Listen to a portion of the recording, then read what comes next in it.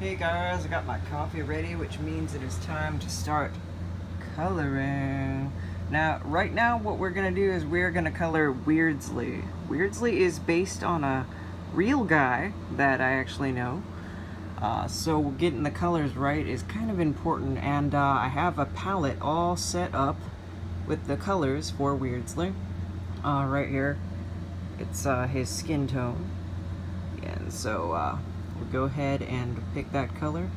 And what I'm just gonna do here, we've got to pull out so you can see a little better. I don't have the money for Camtasia or any of those cool like programs that film you while you're drawing, so I have to make do.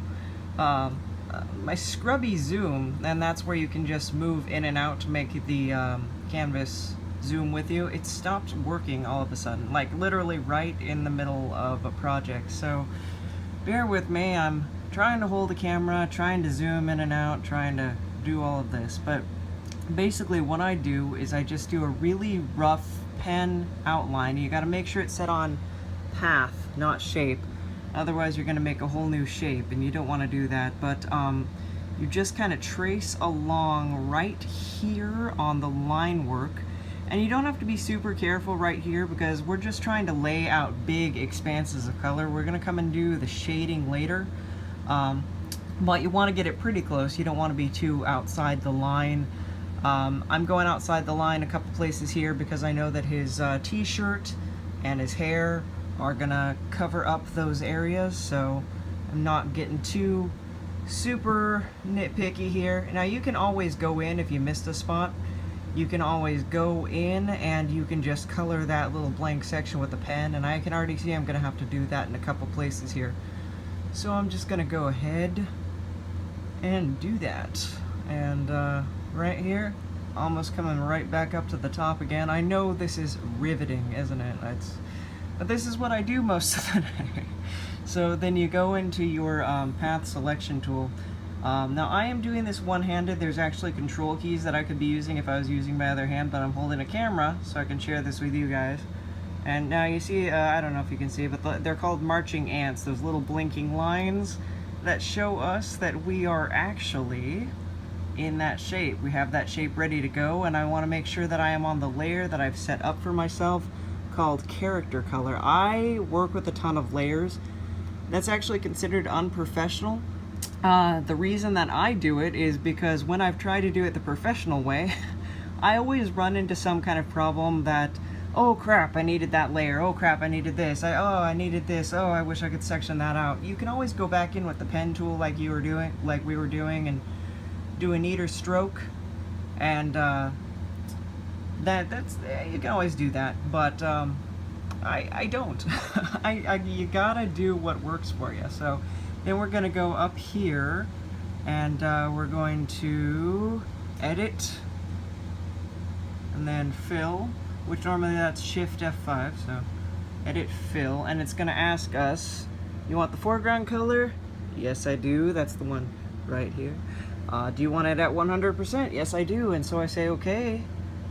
And oh, his skin tone is done. Now when it's all flat like this and it doesn't have any shading, Weirdsley looks kind of like he's made out of terracotta clay. And he's been here a couple of times when I've been working on it, and he doesn't care for that. He's always like, why didn't it make me so weird looking? And I'm just like, well, first of all, you are weird looking. And second of all, we're gonna get the shading in and you're gonna look nice, okay? So you gotta work with a base color. Then we go right back into swatches again, and we have a color selected out for his hair. And that is the color now I have a palette saved for everybody. You're really supposed to do each individual palettes, clear this whole thing out, and do like an individual palette that you bring up.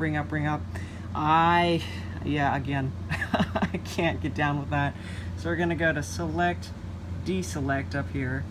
And so this is kind of fun. You guys are getting to learn where all the little hoo-has are without me using the hotkeys. I don't know, maybe it's fun.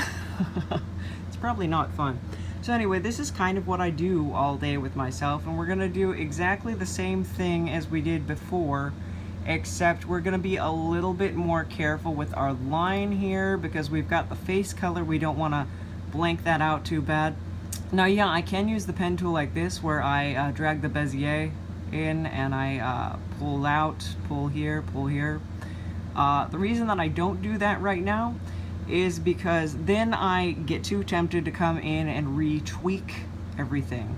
Just kind of go, oh no, that line isn't perfect. I want to go back in there and, oh gosh, I have to get my little grabby grab and pull the handle and tweakity tweak, and that's what you do, you tweak it out there. So because of that, I don't want to get myself into that mode because it's really easy for me to do it. So I kind of just am doing a crappy block trace. The line's thick enough so that you're not gonna see how blocky it is really. When you're working with a thinner line, of course, you have to be a little more careful, and maybe you do have to whip out that Bezier. So yeah, uppity up around that little curl. Weirdsley, like me, has a lot of hair, and so I get to color that. And I've been trying to teach myself After Effects actually, so I can do animation, and that has been one of the things that I've been kind of like, oh wow, hair is a lot of work when you're trying to do that. I don't know if these animations are going to come out anytime soon. I'm working on it. Basically, I was doing Creative Cloud, and I had the trial version, and I was whipping along, and then I lost the trial version, and I didn't have the money this month to get the Creative Cloud, so I'm waiting on that. We're gonna see. When you first start out publishing a book, a lot of what you do is uncertain. You don't know how much you're gonna make from month to month. But you just gotta keep on working, you gotta keep on grinding, you gotta keep on believing that you're gonna actually eventually get something out there. So let's see, I think I've actually already traced over the line that I started on, so let's see if we go to that path select tool and select out the path, if it'll give us, oh no, it failed. You know what? So we're not going to do that anymore. We're just going to go in with the pen, and we're going to do it old school, like if I was doing a painting, right? So you want to keep it kind of careful here. I would start, yeah, this is a whole different thing that I'm doing right now. Just coloring by hand. I don't normally like to do that except in areas that are really small and dainty. But because I'm holding the phone right now and trying to get all this done, hey, we're gonna try something new. And this is probably a little more visually stimulating for you anyway, right? Because there's actual movement and things going on. So that's endless excitement for you. Hair coloring. So yeah, so I'm just pulling the color down in through here, and I'm going to make sure I get around the ear. Now this curl is actually going to be a little easier to do just manually coloring.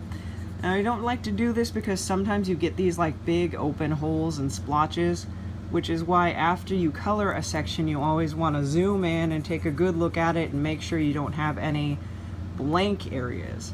As this is pretty small, so you're probably not gonna see it, but I always notice it when I see it in my own work. I don't notice it in other people's work, but I always notice it in my own work, and it drives me crazy. So the last thing I want to do is have it go to print and have a whole bunch of splotchy areas that are just teasing my eyeballs. No fun. So coloring. Everybody enjoys coloring, right? So that is really what I'm doing. Now, coloring, I guess, is like popular right now. I mean, there's adult coloring books and stuff like that, which is kind of awesome. I do a lot of coloring with my niece. It's pretty fun. We actually talked about that on, if you check out the Friends to Know podcast with Adam Loyal, and that is just friends-to-know.com, I believe. Then we talk a little bit about that. We talk a little bit about cartooning. We talk about just everything. I mean, from poop to Superman to comics to coloring. It's that's what's really fun about that podcast. If you want to go check it out, it's just two guys having a conversation on the podcast, on the radio, I guess. But it's not the radio anymore. But you get what I mean. So now we're gonna hit up that big juicy ponytail over here. And I'm gonna start with these little curly curls. Woo! Yeah, so cute. That's Peter Lorre over there. I worked Peter Lorre into the background of a lot of my comics, and that is because when I was a kid and Looney Tunes was still on the air, I don't know if you see it that much anymore, because my niece doesn't know who Bugs Bunny is, and that's blasphemy as far as I'm concerned, but that's okay. I don't know if it's still on the air anymore, but Looney Tunes was on and it was everywhere. And one of the things that Warner Brothers used to do is they would take a lot of their stars, because those cartoons originally aired in the movie theater, and they would take a lot of their stars and work them into the cartoon plot lines. And Peter Lorre was in that in the cartoons quite a bit. So when I was a kid, people would always come up to me and they'd be like, "You look like the cartoon guy, you know, that cartoon guy that like," yes. Well, yeah, and well, I do. I mean, if you go to my Instagram and you look at pictures, I'm a weird looking person. So, I got the big eyes, I got the puffy lips, I got the slight gap in my teeth, and to me, that was always a proud thing until I said it to my mom. And she was like, "No, honey, you're beautiful. You are a beautiful child." And I was like, nope. But, yeah, so I always work Peter Lorre in there because he's like my spirit animal, maybe? Though that test I took online said my spirit animal is actually the owl, but, oh well. So we got his hair all colored in, and like I said, we're gonna zoom in and see if we have any of those ugly blank spots that drive me crazy. Ah, we do. Oh no. What an exciting event for you guys to be here for that, where I fill those in though. I mean, this is history in the making, right? Wow. Oof. Okay, so we're looking okay. Maybe a little bit of a blank spot here. And of course, when I go into shade, before I go into shade, I'm going to do another run to make sure everything is just where I like it. I have my controls all over the place. You're really supposed to do like a Control F and blank out the screen behind you and have everything so it's nice and clean and organized, and my mind does not work that way. I am a messy person and I have a messy workspace. So, oh, there you go. See, that is one of the disadvantages of having a messy workspace, is sometimes you lose your place, but not too hard to find it again. So yeah, we're gonna do this. And now we're gonna color in his eyeballs. Eyeballs. So now, one thing that you might want to know about eyeballs if you're a painter is that in real life, they are not actually white. They are like 2 or 3 shades lighter than your skin color. In comic books, however, I use white right here. I just use like the plain old white because people, I've used it before. I've tried to get a more natural tone, and I think like with the line art and the sketchy quality of the comic books, people freak out a little. Yeah, I'm going outside the lines. I'm gonna clean that up in just a bit. It scares them. It's kind of like if you've ever seen those ads of women who are photoshopped and they have the whites of their eyes, so they're like this bright blue white. It scares you. So you're not used to seeing bright white eyes on a real face, but then on a cartoon face, you're not used to seeing eyes that are not white, eyes that are more natural skin tones. So yeah, I don't know. I just know that every time I don't do it, it freaks people out and they make comments. So I'm just like, you know what? I'm making it for you guys. So I use this color right here, and that's actually my lip color that I use for my own mouth. I use that for the inner eye on most of my characters, except for Marco. Marco, that little eye muscle, I don't even know what you call it. I'm gonna come up here and I'm gonna bring my brush size so it's a little smaller. It's 6 pixel, bringing it down to a 3.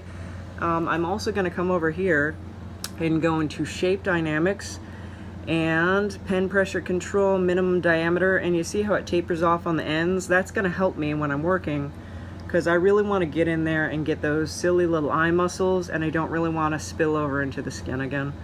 Even though it's not really a big deal if you do. You just deal. That's kind of one of the fun things about working with Photoshop versus working in real life.